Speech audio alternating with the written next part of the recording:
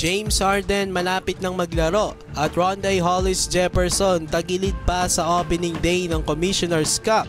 Hey, what's up mga kabakit? So bagong star player ng LA Clippers na si James Harden nagsalita na sa media sa unang pagkakataon bilang miyembro ng LA Clippers. Natanong nga siya kung kailan siya maglalaro.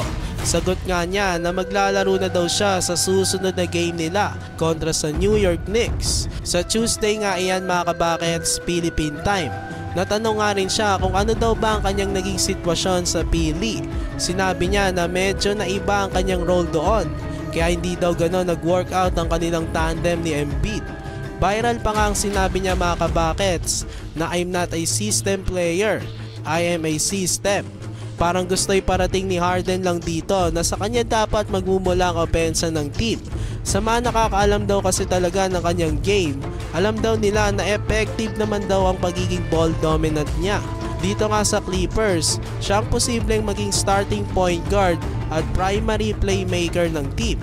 Samantala, bad news para sa TNT tropang giga. Rondé Hollis-Jefferson tagilid pa sa opening day ng Commissioner's Cup. Nitong linggo na nga mga kabakets ang opening ng bagong season ng PBA at ang TNT tropang giga nga ang isa sa mga teams na maglalaro nitong linggo.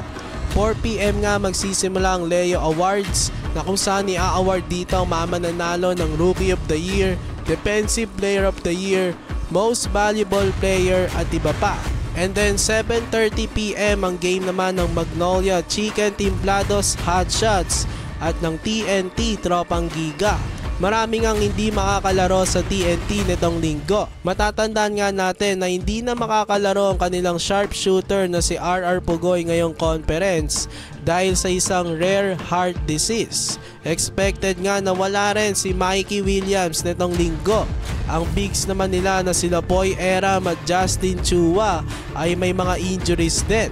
Tapos ang kanilang import naman na si Rondé Hollis-Jefferson ay hindi makakapaglaro dahil may gastroenteritis ito.